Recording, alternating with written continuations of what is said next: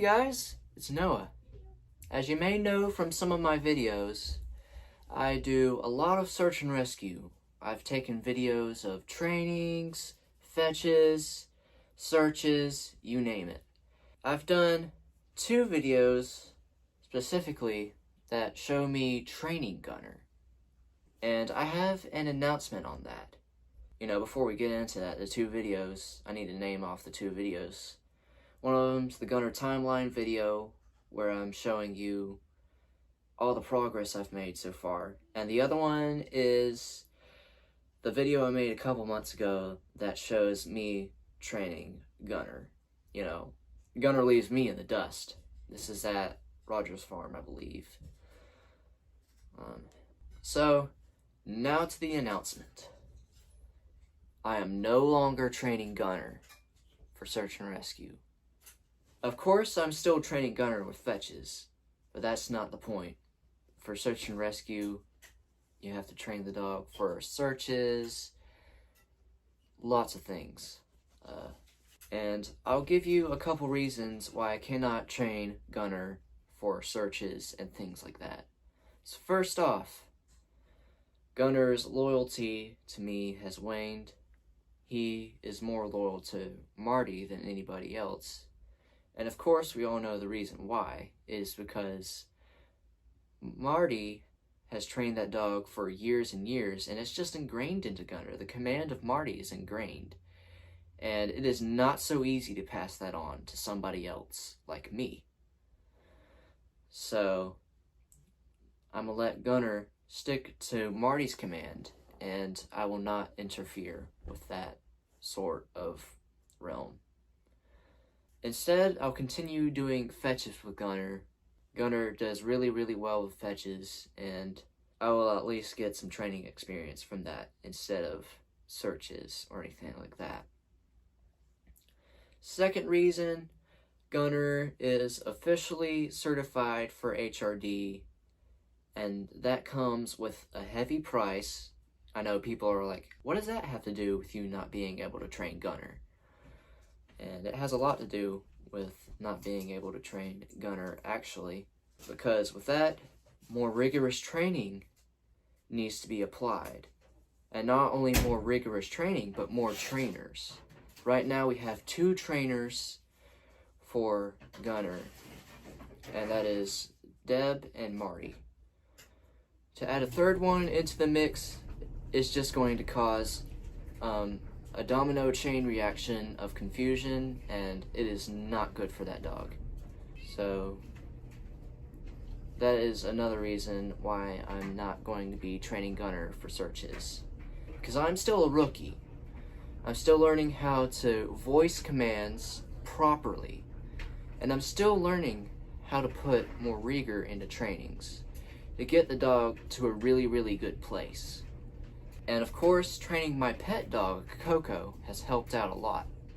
And I'm planning to do leash trainings with her. Now, before you say all hope is lost, Marty has another dog, and things are looking really, really good with her. I might be able to train Charlie. She does really, really good. She's very, very new to search and rescue. In fact, she hasn't done any searches, anything like that. She's just starting. I've only trained her a month ago with a couple of runaways, and she did fantastic. And the reason why is, she can swap command easier because she hasn't been ingrained to this one person that has the total command of her. For example, Gunner's been trained 5 years. He's sticking with Marty, bruh. Marty's the OG, so to speak.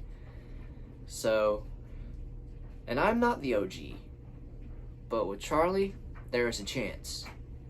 Anybody can be her trainer. She is more pliable since she is newer and she does not have anything ingrained into her.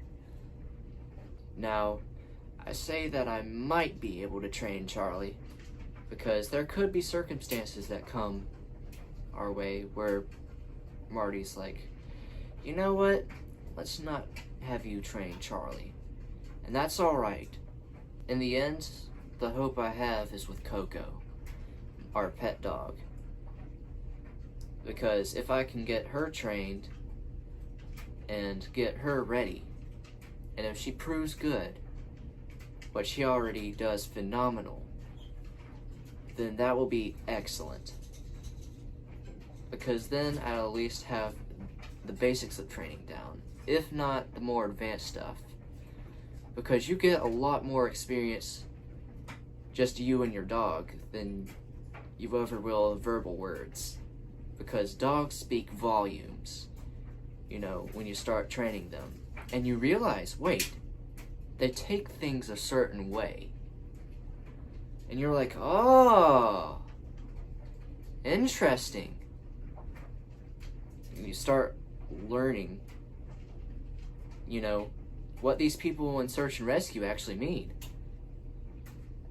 And, you know, applying the tactics that search and rescue use helps me train Coco in a really, really good way. And so, at the end of it all, I still have one possibility. And at the best, I have two possibilities.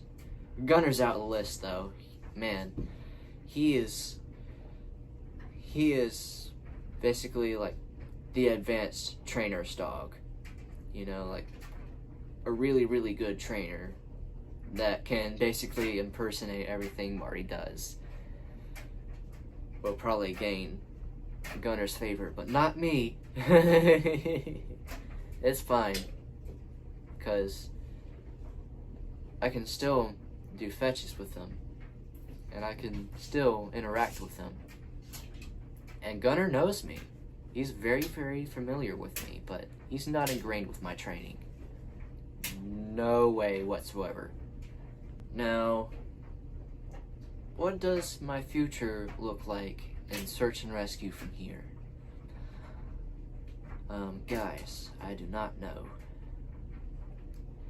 It's left up to whatever happens. Our search and rescue team has gone through a lot in these couple of months. Like, there has been people that have left.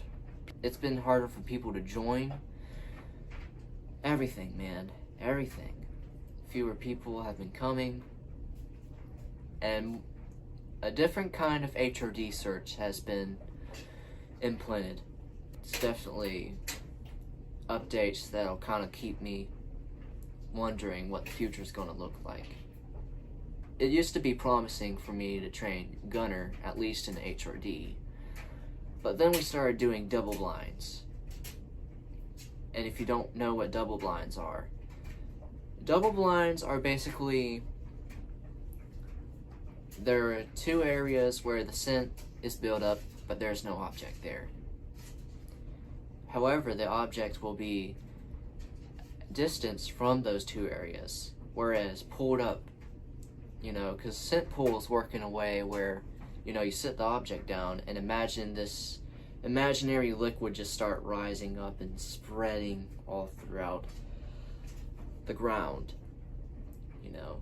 And it depends on where the wind's going, which is why we face the object a certain way from those two places to let the scent pull up there. And along with that, we sometimes do live finds, which I'm already bad at live finds with Gunner, so it's not going to help out at all. But things do look pretty promising when it comes to moving on. I hope to stay in search and rescue, and I hope to actually witness the first ever real life search that I've ever been to, because I've only been doing trainings, official trainings. But when it comes to searches, man, searches are a whole different story. You know, because it puts you to the test, and you have an IC above you, which is basically your head commander and everything like that. And it would be awesome to see how that works. Because again, it's kind of like type of firefighting. You know how firefighters will often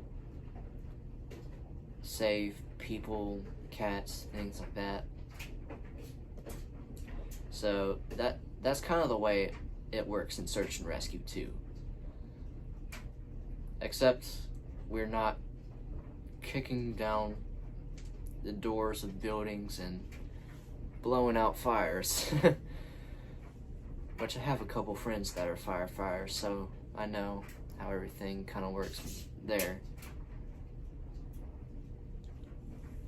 So after all of this, I'm excited.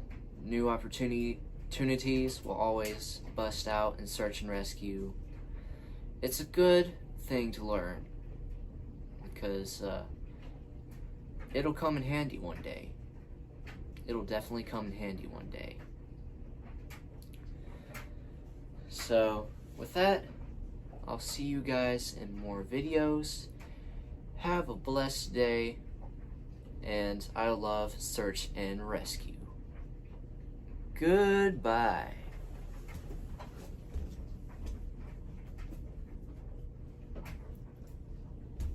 Oh, by the way, Gunner is a really, really good boy.